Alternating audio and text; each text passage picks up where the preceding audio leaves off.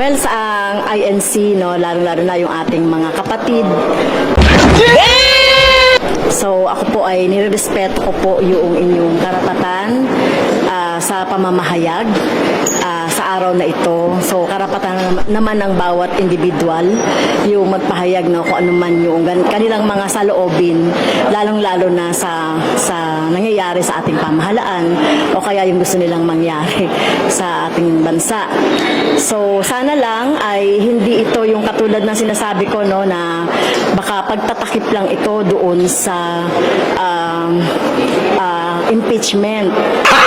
Gago! Duterte, sana naman hindi pagtakpan nitong rally na ito yung impeachment na Ang importante, unahin natin ang kapakanan ng inang bayan kaysa sarili natin.